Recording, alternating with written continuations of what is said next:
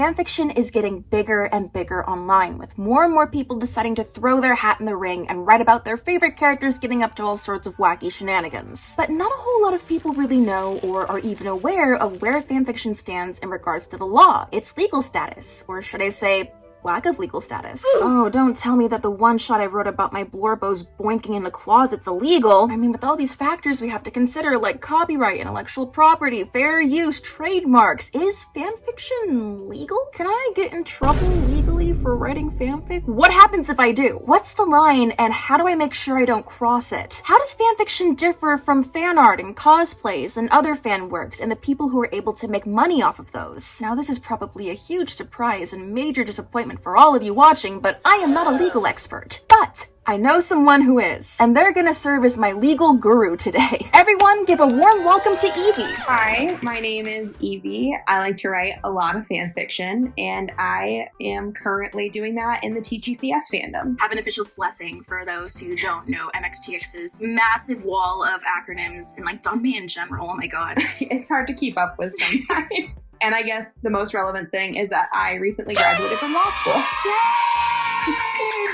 Thank you. What got you interested with the intersection of law and fandom? I started law school back in 2019. I was in my 1L year fall of 2019 and then spring of 2020. And so then suddenly we were all stuck inside. I had always been a big reader of fan fiction. I had never really been a big writer of fan fiction, and that became a really big hobby for me. And at the same time, I was learning all of these different legal concepts and trying to apply them to what I was interested in. So since I don't have a whole lot of legal know-how, I asked Evie here to help me go over some questions that are really common, I think, in fan spaces in regards to the law. But before we begin, I'd just like to take a moment to thank the sponsor of today's video, Raycon. Just like your favorite ships, some things just go better together. Gojo and Geto, Sasuke and Naruto, Seto Kaiba and Money, Bowser and Luigi. Another perfect match is Podfix and my Raycon everyday earbuds. I've had Raycon earbuds for years now and regularly use mine to listen to audiobook versions of my favorite fanfics as I go about my day feeding the doggies,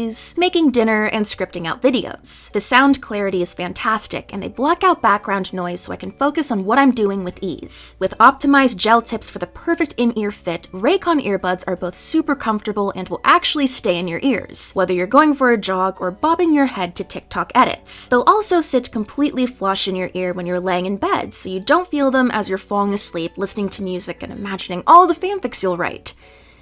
Eventually. Like any serious love story, Raycons are here for a good time and a long time, with 8 hours of playtime and 32 hours of battery life. Most importantly, you get amazing quality audio at half the price of other premium audio brands. So if you'd like to feel the fan love this Valentine's season and grab a pair of Raycon earbuds for yourself, then click the link in the description box or go to buyraycon.com/Coley to get 15% off your Raycon purchase, plus free shipping. That's buyraycon.com/Coley to get 15% off your purchase, plus free shipping. Thank you so much, Raycon, for sponsoring this video. Now let's get back into it. So I guess the first thing to tackle, since it comes up a lot, there's been talks and stuff, especially with, AI creeping up and fair use and copyright and trademarks and all that. Is fanfiction legal? It depends. Technically speaking, fanfiction is almost always going to be subject to the copyright holder, or in this case, the author's right to derivative works. So that means that they have the right to create or authorize any works that are based off of their original story. So you can have a case where the author likes and encourages fanfiction, and in that case, fanfiction is actually pretty legal. But you can also have cases where the author has either not said anything or has outright said, like in Anne Rice's case, that they do not authorize fanfiction, and then it gets pretty illegal. So it's very much a gray area. There's a lot of famous fanfic out there, and fanfic's been around for ages, and so it's interesting seeing, the law try to keep up with it as it's evolved over the years. Absolutely. I mean, a lot of what we would now consider classic literature at the time it came out shares a lot of the same DNA of what we call fan fiction today. Like Dante's Inferno and Paradise Lost are things that a lot of high schoolers are going to see on their summer reading lists, but that at its core is Bible fan fiction. Jesus is just YN. But then you have what we consider classic Disney movies. All those are based off of Grimm's fairy tales for the most part. And then you've got a more popular recent case of a super successful book, The Song of Achilles. That is the Iliad fan fiction. And I guess The Lion King, one of the most successful animated films to ever be made, is basically Hamlet fan fiction. And when you consider all that, the thing that makes those different is that they're based on things that are today considered to be public domain, which means that the copyrights of the original creator have expired. Gotcha. So that makes them legal. How long does a copyright last typically? A copyright typically extend up until the creator's death and then an additional 70 years. But that is for profit though. So in terms of not for profit, which we'll dip into in a sec, it's typically like in a more gray area. Absolutely. So that's going to touch on the legal doctrine that pretty much is what is considered to protect fan fiction today, which is called fair use. And fair use doctrine has a 4-factor test that any judge is going to be evaluating when they look at a copyrighted work and evaluate whether or not it's infringement. The only 2 factors that are going to matter when we're looking at fan fiction is the first factor, which is going to determine if it's for commercial use or basically that you're trying to make money off of it. And then the 4th factor, which is how is this going to affect the original market? So are people going to view your fan fiction or your fan work as a replacement to the original? Parody and criticisms are actually 2 of the most established exceptions to fair use. So you've seen that established in cases like the Nightlight book that was released after Twilight. That would count under parody. And then like political cartoons have copyrightable characters in them all the time, and that's typically considered criticism. You can pretty much get away with that in most cases. Just to make it like really clear, why does fanfiction exist in this sort of legal gray area? Copyright law itself is a really massive legal gray area. When it comes to the legality of fan fiction, that's actually never really been tested, directed before a court. So we don't have a ton of precedent to really decide how it's going to be treated in the future. We have some, I'd say, adjacent cases that you're probably going to see brought up as precedent if this ever does make it to a court.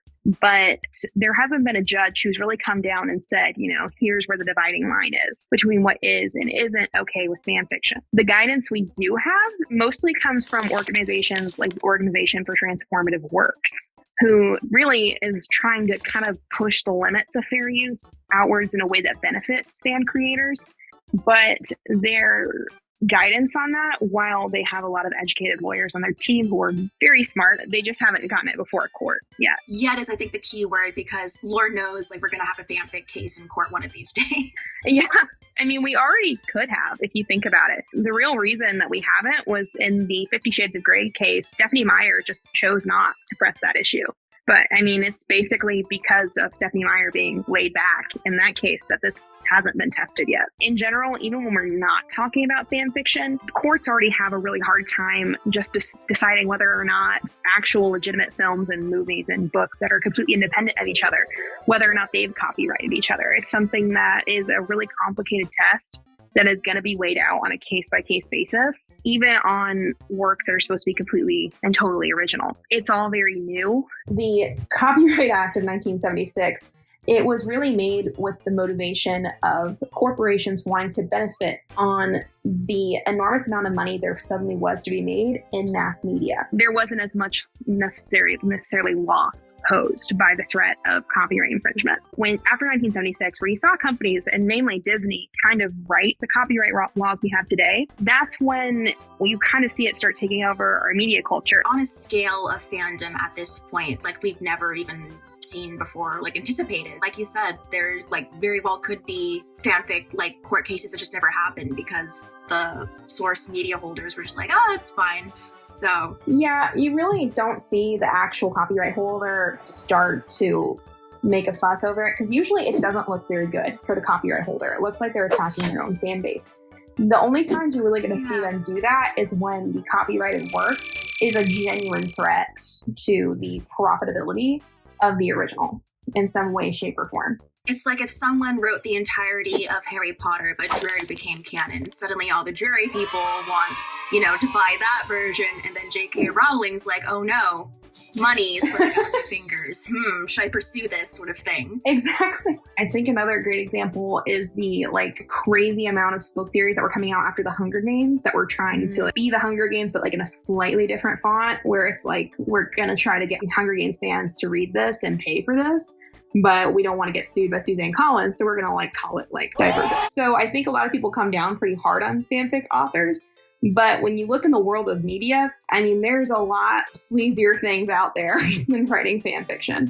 All art and fanfic does fall under that category, is inspired by one another, and they feed off of each other. And so it really does have to be a case by case thing if it does make it to court. It does. And honestly, with the way it is right now, I don't think you're going to see fanfic authors being the first to be tested. It's just a lot harder to monetize fan fiction. 50 Shades of Grey stands out as this massive exception to the rule, but that's typically not going to be the case.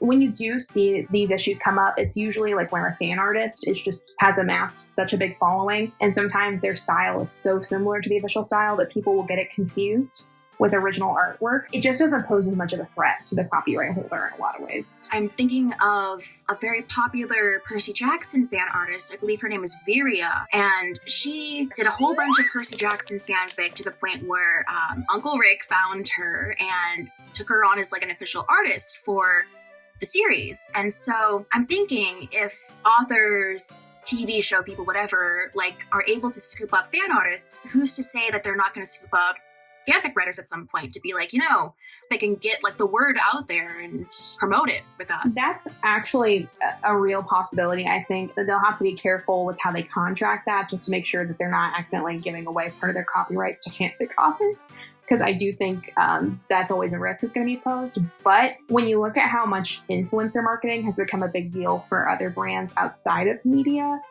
I do think with how flooded the media market is, with people trying so hard to find ways to get their book or their movie at the front of people's For You pages, think about how ridiculously popular some fan creators get. Look, I think another great example, since you brought up Percy Jackson and Xiao Tong, they've done amazing Percy Jackson fan art, but they also, I think, were the official illustrator for one of the MXTX series. Scum Villains. Yeah, right. So it's interesting for them. It can actually turn into real career opportunities that then become a part of the project in some ways. It's smart. It definitely is. And it also, you have to look at, is your career in fan fiction going to help you or hurt you? I think another really good example is The Love Hypothesis was originally a Raylo. Oh. But I think most people who read that, I think, know it was a Raylo fic. But then there's the complete opposite, The City of Bones. I think if people knew what that fanfic was, it would not be as popular a series as it is, because it's very controversial.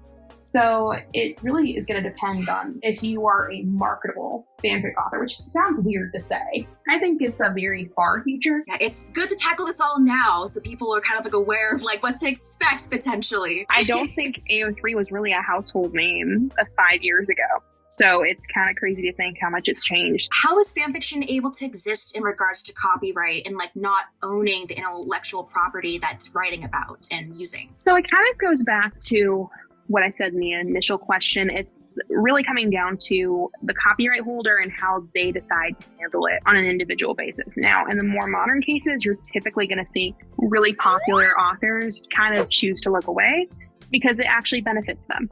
I think one of the earliest cases we see of this happening was an American playwright named William Gillette wrote a play about Sherlock Holmes, and he actually wrote to Conan Doyle asking, hey, can I marry off Sherlock in this play? And he said, you can marry him, you can murder him, you can do whatever you like with him. I don't care. But then you have kind of on the opposite side of things, Nosferatu. It's basically just a Dracula fan film, if you consider what it was at the time. And Bram Stoker's widow actually sued the film production company for copyright infringement, won.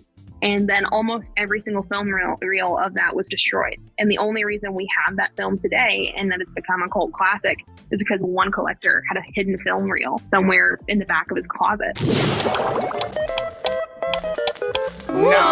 Nosferatu!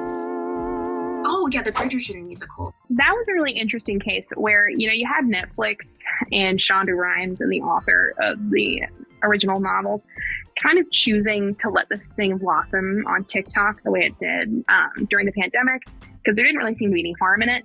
And they even allowed them to go on and publish the entire album on Spotify, and they ended up winning a Grammy for it. So they enriched themselves off of Bridgerton quite a bit, despite having no copyrights over it. But then the problem is that with some people, when you give them that opportunity, you give them an inch, they take a mile. Well, there was a charity performance of the Bridgerton musical that they gave without permission, and Netflix said, okay, but that's it.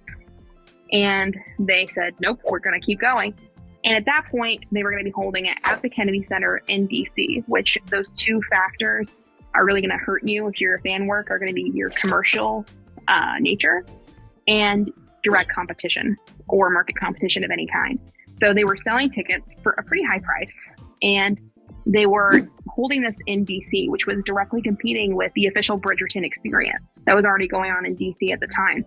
I think they were kind of hoping that this was going to look really bad for Netflix if they did sue them.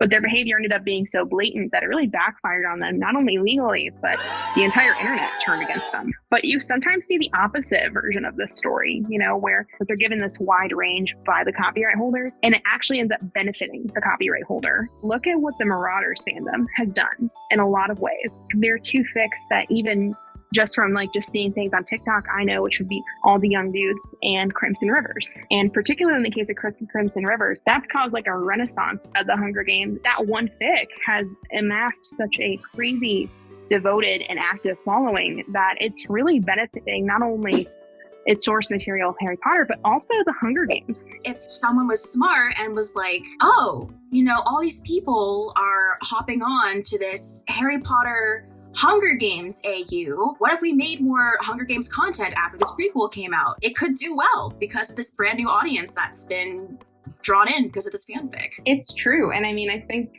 when it comes to, this is not going to be the case in every fandom, because not every fandom is the Harry Potter fandom. That is a massive, very dedicated fandom. So can you get in trouble legally for writing fanfic, and what would happen if you did? Technically, yes, you can get in trouble for writing fan fiction. But in reality, we come back to that initial answer. It depends. It's 50 Shades of Grey. Unless you're going to be in that really egregious case, like what we talked about with the Bridgerton musical, very unlikely you are personally going to be facing any kind of recourse. But there are many steps you could take. If you are super proactive to try to write legal fanfiction, you are unlikely to succeed, but you could try to contact the copyright holder and ask for permission to write your fanfic. It's highly unlikely they are going to agree, but you could try, in which case your fanfic would be legal. Imagine that kind of letter to Nintendo being like, have you ever considered the chemistry between Bowser and Luigi? Technically, you can do that. But in most cases, you're either going to get ignored or you're going to get an outright no. But if you do receive a cease and desist letter, in that very unlikely scenario, if you are the unicorn or you just happened to make the mistake of writing a fic by somebody who just hates fanfic, what you can typically do, first of all, I would recommend consulting an attorney, but for most people, that is not necessarily a financially viable option. One thing you can look at is, where is my fanfic being hosted? So if you have gotten a cease and desist letter and your fic is being hosted on Archive of Our Own, odds are, if your fic is still up, Archive of Our Own has gotten the same cease and desist letter. Under the DMCA, typically, or the Digital Millennium Copyright Act, that does not really work with the internet as we know it today. But typically in that case, the copyright holder is going to reach out to AO3, Wattpad, whoever, before they ever contact you.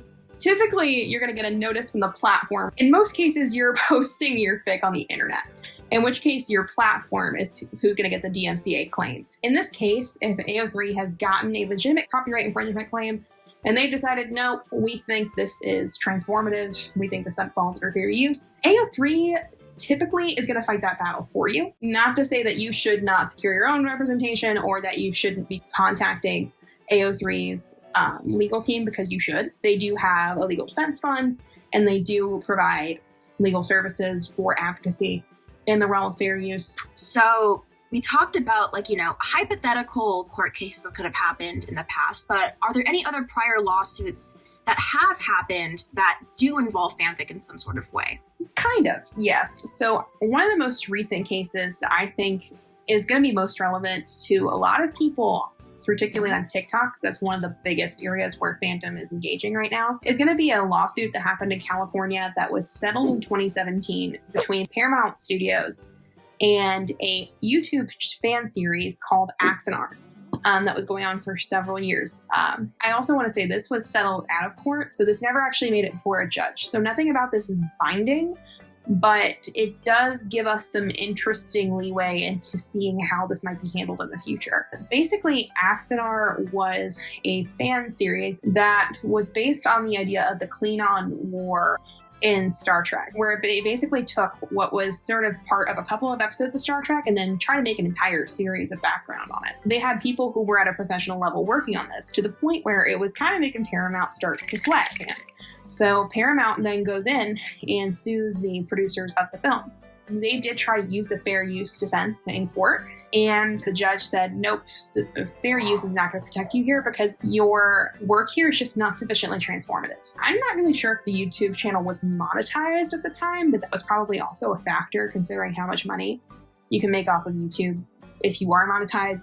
But after the court struck down their fair use defense, when this typically happens, most of the time the parties in a lawsuit, they want to settle things on their own. So Paramount and Axanar kind of went into a little team huddle after that and said, how do we settle this on our own? And the agreement that came out of it led to CBS Paramount basically putting out these guidelines, which anybody can go and look up, on how fan films have to be made for them to not pursue you for copyright infringement, which is interesting. A lot of studios are actually doing this now. But what they're basically trying to do is prevent these fan films from reaching that professional, polished level that Axanar had that was making it like a legitimate concern for Paramount. And another notable part about the Axanar case is that the Organization for Transformative Works is currently lobbying to expand the guidelines that were set out by CBS Paramount after that case. And we're coming back to J.K. Rowling again. Another important case is Warner Brothers versus RDR Books, which I want to say it was 10 plus years ago, where there was this Harry Potter encyclopedia called the Lexicon. J.K. Rowling didn't have a problem with it, and even to some degree probably endorsed it. But the problem was the creator of the lexicon then tried to publish it as a printable fan dictionary to sell in Barnes & Noble and Amazon and what have you. And that was where J.K. Rowling was like, hey, wait a minute, I want to put out my own fan encyclopedias. And she did end up doing that later with like Quidditch Through the Ages and It's Fantastic Beasts and Where to Find Them and those books that she put out later. So she sued the creator of the lexicon, and this actually did go before a judge. And what he said was that while he did change the medium the information was in, there was nothing new. It wasn't enough to even allow him to attempt the fair use defense. I think that is an important case to also look for, because if you are one of those people who has a like maybe alternative universe fic that you really love and you're like, man, I wish I could make this a published work, which a lot of people have. If you want to do that and you want to be commercially successful, looking at cases like this are important because what courts are looking at is what's the proportion of the original source material to what was added. So how much does your work resemble the original? Oh, speaking of, like, because we're in the Danmei sphere, and this wasn't too long ago, but that girl who wrote like her own Danmei knockoff, I'm not sure if it's super relevant to this discussion, taking aspects from MXTX's works and making her own Danmei. Like, I'm sure you heard about this on Twitter. I did. I didn't read it, so I wouldn't know, but people who have read it in just the sheer summary, it was very similar to Scumvillain. So I wouldn't say that would be a case where it's going to be copyright infringement, because there are other transmigration novels that exist. And then there's the entire isekai genre. Yeah. These genres already exist, and they have what we call scenes of fare or tropes that just exist within the genre as a whole that aren't really considered copyrightable. So like if I wanted to go and write a vampire novel tomorrow, I couldn't get sued by Stephanie Meyer and the Vampire Diaries because vampires are not copyrightable. In her case, I wouldn't say she crossed that line, but I would say that I don't agree with what she did. I think it was not a good thing Other to lines do. were crossed. Yeah. Piggybacking off of what you said about vampires, you refreshed my memory about the Omegaverse lawsuit. Speaking of tropes, go ahead and like spill the deets. That's like a little traumatic for me because we actually talked about that in school. So, oh no. Yeah, this is happening where I would have a professor kind of being like, I don't know what omegas and heats and ruts are, but they're apparently not copyrightable. It was very like having an old white man say that to you, and you're just like in the back, like with your face like as red as can be, trying to pretend you don't know what he's talking about. But yeah, it was a very interesting case where you had two authors who started out in the Batman fandom, I think, who were trying to take Omegaverse fics from their fanfics and turn them into published novels. And one of them happened to go first. She was, I guess, one of the first to actually publish this as a novel. She was like the first one who got to have a copyright on it, which is not how copyright works, first of all. It's not like the first person who like has an officially published book gets dibs on the copyright. But second of all, this was already a very expansive genre that existed primarily in fanfiction. And her argument for this was that, and this is going to be mildly traumatic for people who don't know, but that Omegaverse started out in the supernatural fandom for yeah, I know, with people who were writing fics about Dean and Sam, and I'll leave it at that. But it was very yeah. But so that's sort of where it started. She said, and that is gay men. I am writing about heterosexual couples, so I created heterosexual Omegaverse. So that was what was sort of the issue before the court at the time, I believe. And obviously it did not go her way. But the interesting thing about it was it did establish this idea that this is a very big genre and there are things that are considered stereotypes of the genre. So you have things like, I'm trying not to giggle as I say this, heats and ruts. Those are not copyrightable concepts because they are considered just normal within that genre. But so after a federal judge, another white man in his 50s or 60s at this point had to read all these terms and come to a conclusion. It was basically decided that fandom had created this genre. So a lot of people don't think about it like this, but when there are tropes in fan fiction or when there are these things that only seem to exist in fandom spaces, you're actually creating what in the legal sphere are considered to be legitimate genres. So you can't claim, well, I'm the only person out there who gets to create this kind of film. It has to be much more specific. Fan art is going to come into that same issue that you're going to see with any fair use case. And in a lot of ways, it's going to be treated pretty similarly to fan fiction. I think that fan artists benefit from low enforcement rates to begin with on that. I do know that with fan art, you're still going to have the same limitations that you're going to run into with fan fiction, but in visual media, it gets a little bit weird. A fair use is considered much more expansive in that case, particularly with things like photography. Characters are copyrightable, so as long as you're making fan art of a character and it's recognizable as Hua Chang, MXTX has a copyright over that, right? Or if you're using a design of Hua Chang that is very obviously sourced from Billy, Billy has a copyright over that, and I guess Star Ember would. But let's say you put out fan art of a character that looks very similar to Hua Chang, but let's say he doesn't have a missing eye, and they're like, this is my OC named Gary or something, which would be very insensitive. But like, in that case, it would be very hard for any of the other people involved to say, hey, you stole my copyright. And this is where this comes into we actually talked about this. This was a case where, I guess before the Rings of Power came out, an individual wrote a fan novel for Lord of the Rings, which is not terribly uncommon, but that he released on Amazon, which was technically copyright infringement. But he contacted, I think, Tolkien's son to basically be like, hey, I've written this book and I think it's super great and I think that you should make a series out of it. And I'm not sure if he ever got a response, but then the Rings of Power came out and he then said, hey, wait a second, this looks super similar to my fan novel. How could you do this? And then he went and sued the Tolkien estate and Amazon. Because fanfic authors, they do have rights to their own creative material, as long as it's like, that's completely unique to the fic and not in the original source material. So that's what he was trying to do here.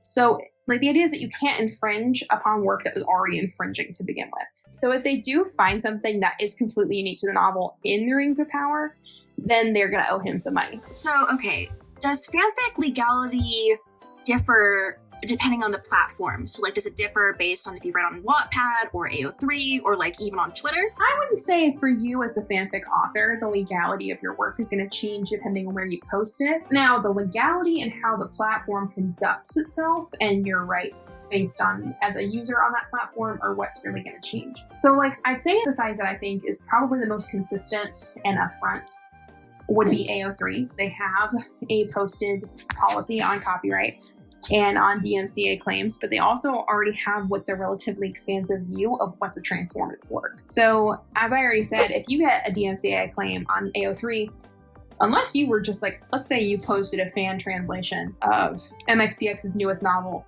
before it's out in English or something, then yeah, they're going to take it down. But in most cases, they have a very wide view of what is and isn't considered to be copyright infringement. And if you go into their terms of service under copyright, they really lay it out for you. Like, the only instances are typically going to be when you use the entire work. One question that I see a lot of people ask is, can I put song lyrics in my fanfics? And you absolutely can, but you can't just put the entire lyrics of like a Drake song and be like, Boku Deku Forever, that's my fic, you know, right? You can't do that. But you have to use it in some way that like transforms it somehow, not just like copy paste it from what's the like Genius. That's generally going to be where you are at as a user on AO3. Now, AO3 as an organization, I would say, is operating with probably the lowest degree of risk compared to its competitor, because AO3 is completely nonprofit. They are funded by user-driven drives. So every dime they make comes from donations from people like you and me. And the other thing is they don't allow their users to advertise things that would commercialize their work. They've formed a pretty tight shield around the site that shields it from liability. And to my knowledge, I do not believe that AO3 has had a lawsuit filed against them. And then you get to Wattpad, which they are tap dancing on a tightrope on fire. And while I admire them for it, I think they must have a very creative legal department. It's basically because they do run ads on their pages, including the pages that have fan fiction on them. And they do have a paid premium service where you can basically pay to get 2 books a month. Not so different from how Audible works. And they have a paid partner program where they're kind of plucking fanfic authors from just the bowels of the website who are really popular, I guess, and then putting them forward in this premium platform where then you are essentially getting paid to write, even if you did start in fanfiction, which sounds really nice in a way, but it does make it kind of iffy. None of their paid content is fan fiction, which I think is sort of their legal shield from it. So in that case, that's sort of what they're doing. They're saying, well, we have fan fiction, but that's not really what we do. It's just sort of here, so don't sue us because we're not commercializing fan fiction, which I'm like, that's a bit interesting. The other reason you're gonna maybe see Wattpad be more okay is because Wattpad is a lot more prevalent in RPF than AO3 is. So you're going to see like BTS fics and One Direction fics and things like that. And honestly, I mean, unless you keep the name Harry Styles in when you go and share it as a movie, which After did not, you're not going to be in a lot of trouble. Whether or not that will pay off long term is yet to be seen. But, you know, they've also signed a deal with Paramount to develop original films and content. And a lot of people are concerned that this might mean that they're going to be mining fanfics on Wattpad for premises for that original content. I have not seen anything confirming that, and I have not seen anything in the terms of service stating that. But I will say that AO3 in their terms of service says that they maintain the right to display your work on the site, but they also are pledging not to give your work to any third parties unless subpoenaed.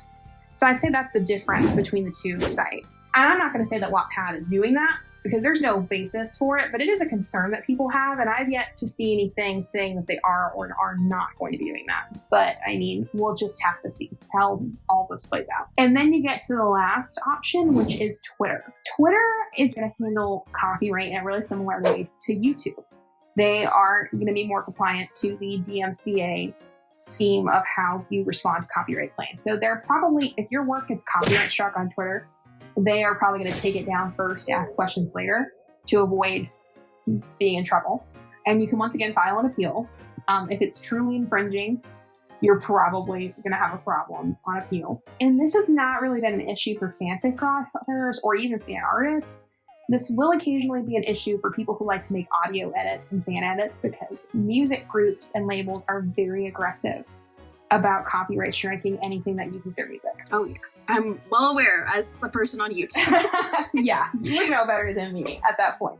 But like, think about how easy it is to get your videos demonetized. I mean, that's essentially the same fight that anybody who was using adjacent content on Twitter is going to have. And the other difference, I guess, with Twitter is they do have a paid partner program. If you are a fic writer, please don't use the paid partner program. Like, don't do it, because you can get in trouble. And it's a very public platform. It's very easy to get caught. And then the third thing with Twitter is that they have recently signed a contract with third parties, and they're now putting it in their terms of service, where basically anything on their platform is going to be used in AI development. So if you are posting your fan art on Twitter, I would suggest looking into using a glaze of some kind. And if you're posting fanfic on Twitter, as I do, for me, the way I see it as a fic writer on Twitter is that I'm already sticking my hand in the candy bowl as it is. So, like, would I be mad if somebody took something that was super original and absolutely mine and stole it? Yeah, but like, that's only a portion of what I do.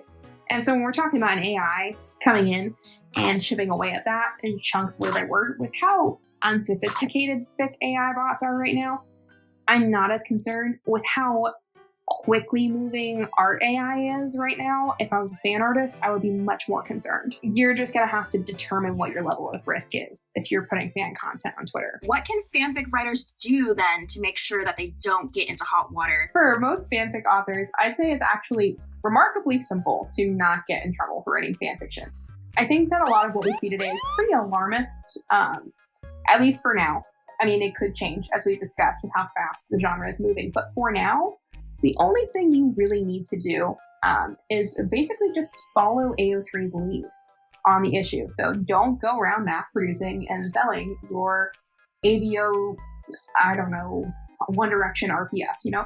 Don't go do that. Do not link your Ko-fi and Patreon on platforms where you're posting your fanfiction. Do not claim ownership of the characters. And another addendum to this should be your original characters. That is fine. You can actually say that you have like a copyright almost over your OCs in a sense.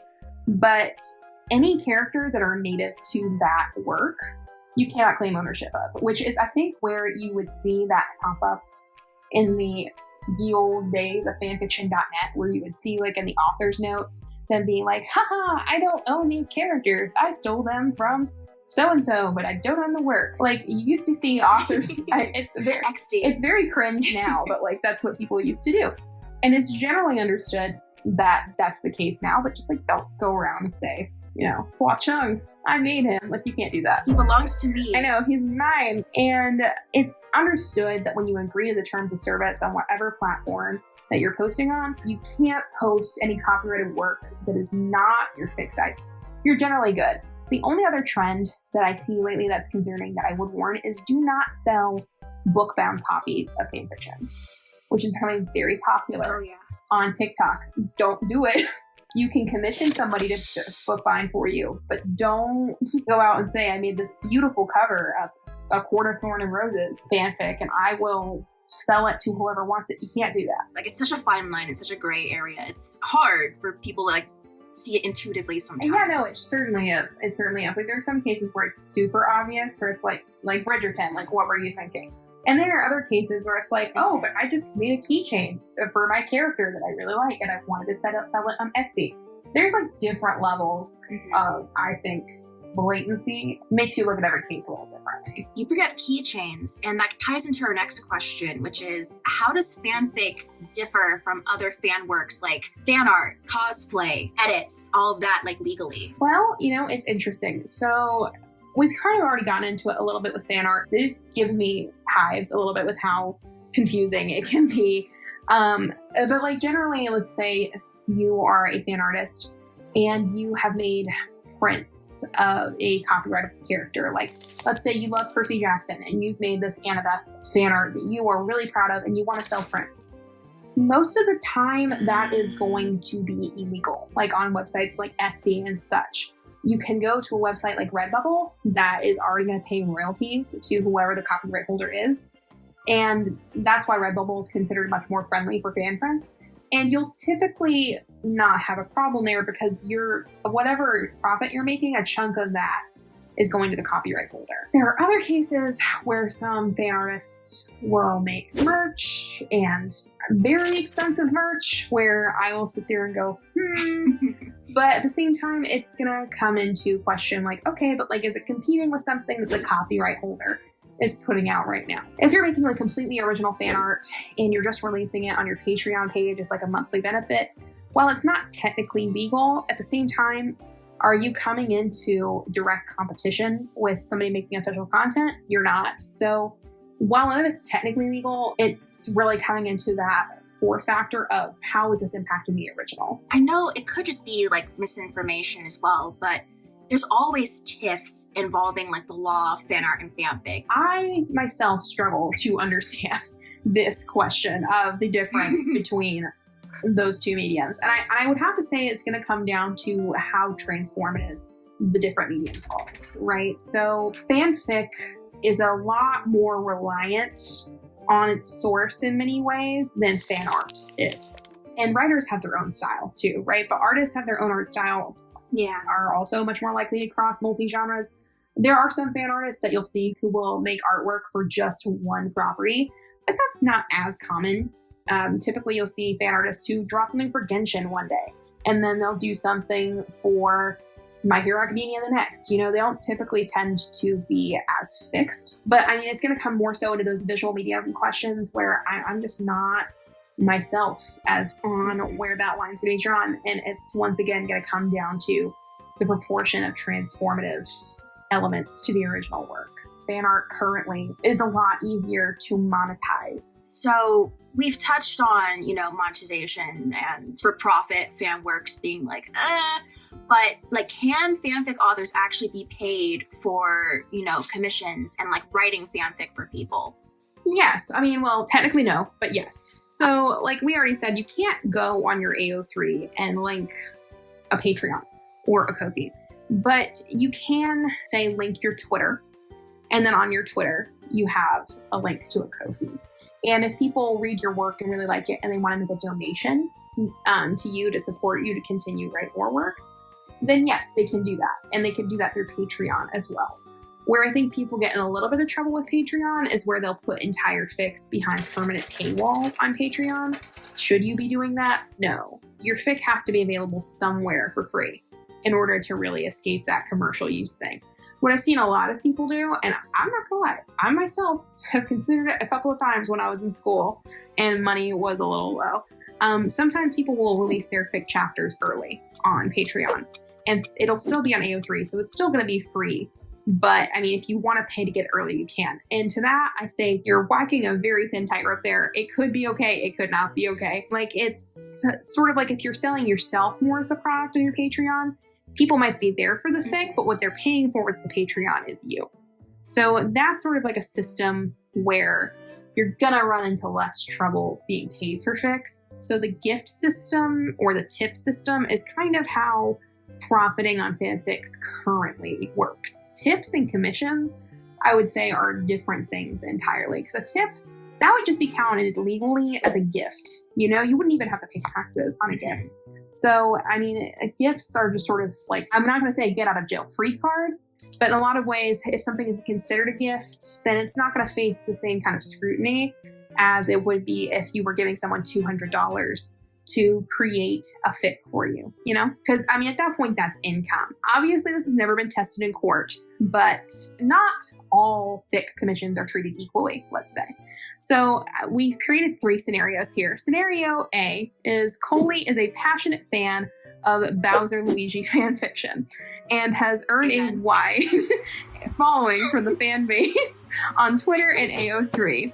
User Bowigi Forever on Twitter DMs Coley, offering $200 to write a 5,000-word one-shot about the characters. Coley, or you, agrees, and you write the story, and you send it to Bowigi Forever's private email address. Upon your performance, Bowigi Forever sends you $200 on PayPal. So in this case, this is like a nice little side hustle where you're not creating a lot of risk for yourself or your commissioner, because this is a private agreement between 2 individuals. It's basically like a little contract. So you are providing a service and they are paying you for that service. You're not distributing that work to the public for commercial profit. So this is a case where there's not even really an infringement to be worried about. It's all very private. And then there's scenario case B, where Wattpad reaches out to you. And after your viral success in the world of Bowser Luigi fanfiction, they have decided to pay you a salary of $200,000 a year to write a web series. You are basically creating this web series about the characters, and you release a contractually agreed upon number of chapters. Nintendo was never contacted. They were not a part of the negotiation, and they provided no licensing rights. In this scenario, you and Wattpad are in a lot of trouble. So, at this point, for one thing, your contract isn't even legal because you can't contract to do something illegal. So at any point, you or Wattpad could say, never mind. But at this point, you have been contracted to create an unauthorized, what would be considered derivative work of a copyrighted material, and you're distributing it across a massive platform. Nintendo is already pretty well known for defending their copyrights, and they are going to come after you. They're going to come after Wattpad. They're going to come after your dog. They're going to come after everybody. So it's like, don't do it. And so then we get to the last scenario, scenario C. So you are an enthusiast and you happen to be running a little short on your car payment. And this is probably the most common situation you're going to find with fic commissions. And you post a commissions sheet on your Twitter, advertising prices, what you are and are not willing to write, and you wait for the offers to come in. And after filling your 5 slots, you write 5 pieces, 2 Bowigi, 2 for Heaven Official's Blessing, and 1 BTS RPF. You post the fics on AO3, and you don't mention anything about them being commissions, then you are paid for the fics. You then close your commissions, and the entire transaction is finished. So this, while technically illegal, it doesn't create a lot of risk for you or for your commissioners. While the fics were created for profit, they were not distributed for profit. So the profit is made in the act of you creating it, not necessarily in how many people view it or how many people see it. So and you're not advertising it as a paid work. There's no direct competition to the work in question. Like, nobody's going to say, oh, I'm not going to listen to this BTS song. I'm going to read this fic where they kidnap your name instead. Like, that's not ever going to happen. While this is technically illegal, the likelihood of anything coming of it is very low, particularly if you're just an average fic writer with like a relatively sized audience and you're just trying to make a little cash. You're very unlikely to run into any problems. Just make sure you're following the rules on the platform that you use. It would probably be a different story if, like, let's say Jacksepticeye decided to, like, do this with his audience, because it's like, oh, wow, that's a lot of people. Hang on, you're making a lot of money off of our intellectual property there. Yeah, or like even with you, I mean, while I would say that you and Jacksepticeye have very different levels of celebrity, this is going to sound a little weird, but it's true. Your presence and reach, I guess. Yes, that adds value. So like, and that's something that advertisers think about when they agree to work with you on a video. They think, what is Coley's reach? How many people are likely to see this and then buy our product if we advertise something on Coley's video? Something that is a value that carries over into what you create. In this case for you, it's YouTube videos, but like, let's say, like we're talking about an artist like Xiao Tong, who we mentioned earlier. The value which Xiao Tong could plausibly charge for a commission is daunting compared to what somebody with, like, say, a few hundred Twitter followers could do. And the same is going to be true of a fanfic author. I personally am what I would call like moderately popular in the space that I am in. That could not even reasonably compare to, like, let's say the fic we discussed earlier, Crimson Rivers. If Superior went out and opened commissions, the prices he could plausibly charge and the amount of profit that he could make is astronomical compared to what I could. You know, so that's also going to be factored into how much risk is posed by fic commissions. But the idea of fanfic authors being that prominent and being able to charge that price in the first place to create risk is not huge, because there's just not that many fanfic authors who have that kind of widespread notoriety. It'd be like a different story if, like, you know, I guess like a big influencer were to do it and kind of, I don't want to say ruin the party for everybody, but kind of just like draw more attention to it, I guess. I guess if, like, I'm a big fan of Ryan Bergara and Shane Bidet from Watcher. Oh, yeah. I'm a huge fan. I watch all their stuff. Hell yeah. I love them.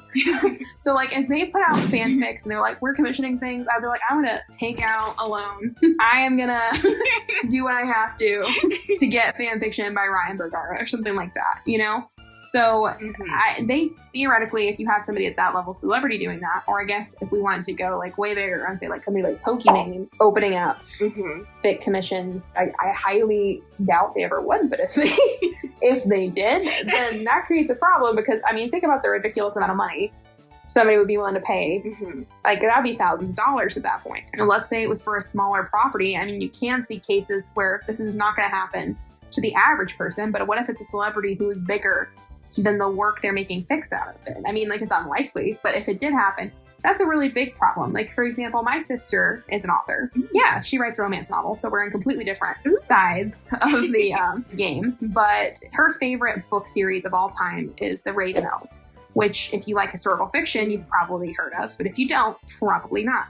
So, like, let's say a YouTuber like you, or like Ryan Bergara or Shane Bidet, were like, I'm going to write a fic about saving Mr. Winterborn, which is a title within that series, then arguably you have wider reach than the actual author does. And that's where you could see it become a real problem. It's not as common, but I mean, in the world of influencers, it could happen. I mean, that's the thing. I feel like a lot of people in fanfic, like the community, are just holding their breath, kind of, and just waiting for someone big to kind of like muck it up for everybody. Yeah, which it's possible. It is possible. But what I would say legally is it's one person mucking it up for everybody. It's not going to change what the law is. It's only going to change how copyright holders respond. So until we get a case that goes before a court that is specifically about an AO3 or a Wattpad fic, we're not going to know what those actual boundaries are. So for now, we're kind of existing in a space where we're all kind of trying to stay between these guardrails, with the idea that if somebody like jumps overboard, then those guardrails might get a lot smaller, if that makes sense. Yeah. And that's sort of the space that I think all fanfic authors are navigating. On TikTok, I could see it. Like, because I know, like, you know, fandom TikTok's like getting bigger and like people are getting a lot of followers there. So if like someone with like 1 million TikTok followers decide to do it, then okay, yeah, actually, you know what, that's a good point. And that could cause a problem. Or like, you know, we discussed it earlier, that Rise the Order fan series coming up on TikTok, hopefully they're doing everything with their due diligence. We won't know. And they seem like smart people, so I would assume they probably are. But like, let's say they're not, they could cause a problem. So yeah, I do see your point there. So do you think, after everything we've talked about, the legal status of fanfiction will change as it gets bigger and more mainstream? And if it does change, how do you think it's gonna change and like affect things? Well, it's interesting. Legally, like, unless you have a crystal ball, I think it's gonna be really hard to know what the legal status of fanfiction is gonna be in like 10 years. I don't think we're gonna see it change overnight, but I think that fanfiction as an overall trend really represents, and I don't want to sound like too snooty when I say this, but like what we consider to be the democratization of mass media, you know? And you see people talking about this in a lot of ways about music and how Spotify and TikTok have changed the music sphere in so many ways, and how they have changed the fashion sphere in so many ways, and it was always going to hit books. And now that it has, I think it's going to really be less of a legal analysis and more of a risk analysis for copyright holders, deciding, weighing the benefits and the risks of allowing this to continue. Currently, it weighs in favor of there being benefits to allowing fandoms to have really robust spheres of fan-made content. That is way more beneficial to them than going to court with teenagers all the time. So currently, I would think that what you might see be the trend is maybe you see fan personalities start becoming more a real part of marketing. That is very possible. But at the same time, as we've discussed earlier in our conversation, if there are people who could possibly create risk that we have not foreseen, and in those cases, they could ruin it for everybody. So it's really impossible to know. And especially with the new kinds of pressure that AI is placing on fair use. And so as AI becomes better and better at impersonating the source material, what is called transformative right now very well might not be transformative 10 years from now. And so I think that we should all be paying a lot of attention to making sure AI is used in an ethical manner, because if it's not, it could theoretically ruin a lot of creative spaces for all of us. Thank you so much, Evie, for all that lovely information and for going to town on all that research. Well, thank you. I'm just glad that some of it was helpful. Do you have anything you'd like to plug with the audience? The floor is yours if you want to. I don't really think there's much I can plug, legally speaking. I am on Twitter at Cataclysmic Evie. I don't really think I'll take time to spell that, but if you could find me, that's where I am. That's really the only place I am besides AO3. Check out her fics. They're fantastic. Thank you all so much for watching. I hope this video was informative and you learned something new. A huge round of applause for Evie for sharing her knowledge with us. If you have any other points you want to add, or commentary, or questions you want to ask, then feel free to leave them in the comments below. And have fun reading and writing fic to your heart's content. Legally, of course. That wink was a joke. I'm not encouraging you to break the law. Thank you again so much for watching, everyone, and I will see you in my next video. Bye! So we meet again, the US legal system. For the last time! He won't let me move. What? Evil! 안녕.